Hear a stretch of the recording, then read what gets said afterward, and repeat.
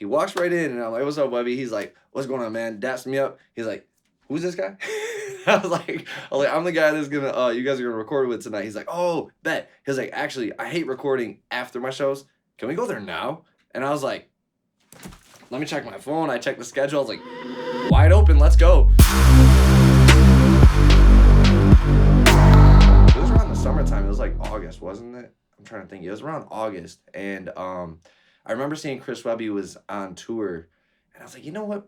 I want to get Webby in the damn studio. Like, I really want to get him in the studio, but I don't know how I'm gonna get him in the studio. But I'm gonna hit his manager up. I hit his manager on Instagram, shot him an email because he had his email and his contact information, and I was like, hey, I have a studio in Syracuse. I know you guys are coming to Syracuse. I have a studio available for you guys for 5 hours tonight. If you guys would like to come in and do a session. And he said, well, typically Webby doesn't record while on tour because his voice is, usually shot by the end of a show, and he doesn't really like to do too much recording. But we do actually have a song we need to do for Pete Davidson for Saturday Night Live.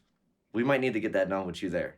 And I was like, all right, let's do it. And I was like, I can set it up for after the show or whatever. He was like, all right, well, meet us at the venue. We were already over by the Westcott. And I was like, all right, we're over by here now. So I went and got them. They were like 20, 30 minutes away. So I went and got them some bud. I was like, I'm going to get them something to smoke on. So I pulled up. I'm like, hey, where do you want me to go? They said, hey, just come to the back of the venue. Tell them you're here to see Webby's manager, Chris. So I was like, all right.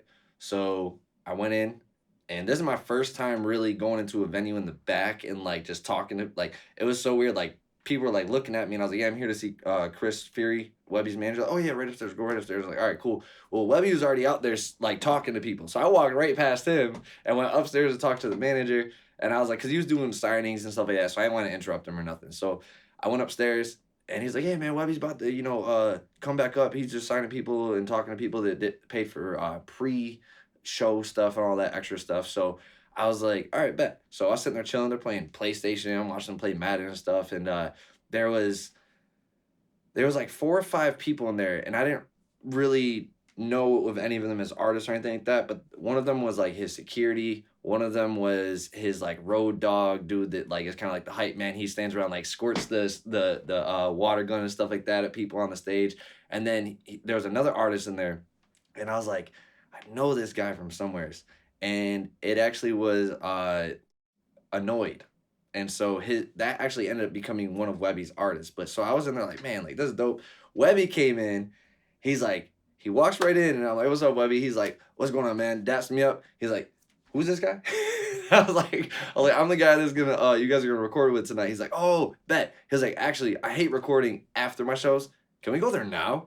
And I was like, let me check my phone. I checked the schedule. I was like, wide open, let's go. So we went right down here. I drove them. We hopped in my car. Basically, we all drove down there with Webby in the car, and I was like, this is insane. This is an artist I've been listening to for years. I've been wanting to work with him for years, and he's sitting in the backseat of my car going down to the studio working with me right now. So I was like, that's super dope. So we go down, we cut through, the east side and go down to downtown, get the SubCat, and we come into Studio A. Furco had already set up my microphone for him, so we had everything set to go. He came in, pulled up the beat, and at first, the song was called Trees, okay? So I'm thinking Pete Davidson, Chris Webby, they're going to be talking about weed. This is going to be fire. He's like, no, this is about the environment, about actual trees, like Al Gore type. And I'm like, bro, what? He's like, just wait. So he jumps in the booth, and he just starts spitting these. They were hilarious. Like, the bars that he was spitting were like, you would never expect this to come out of rappers as like, this is fire, but it's like educational and it's also comical at the same time, because he was talking about how bananas don't grow on trees. Like, there's no such thing as a banana tree. Like, it's not really a real thing. And so like he was talking, there was a lot of different stuff. I'll show you guys the verse. We'll possibly be able to play it. It was a fun session. We got to go right back up to the venue with them. They gave us all access passes. We got to hang out more with them. And then the next year, because we had already developed that connection, when they were 2-3 hours out from Syracuse, they said, hey, Dynasty, we're almost in town. You wanna hang out? I said, yeah. So we went and got him some chicken this time. We bought him some more bud. And then when we got done with the show that night, we had met Echo, Jern Benton, Alien War, which is the drummer for Waka Flocka Flame, Dame Dash, Chris Webby, multiple people. They're like, man, we don't know if we want to go to the studio, what we want to do. Just come hang out at the hotel for a little bit. So we went and drove to the hotel with them. There, and Webby hops out the van, and he goes, fuck it, we're going to the studio. And he's like, let's go. Hops in the back of the car. Alien hops in the other seat. He's like, yo, you got an aux cord? I'm like, yeah. He goes, good. I'm going to play you a bunch of songs that aren't even out yet. So the whole ride from 7th North all the way to here, SubCat again, we listened to unreleased Chris Webby music, came here. We didn't record that session. We just hung out, played some beats, listened to more music. He told us some stories about the industry and the things that changed his views, and just like really got to build a connection with him.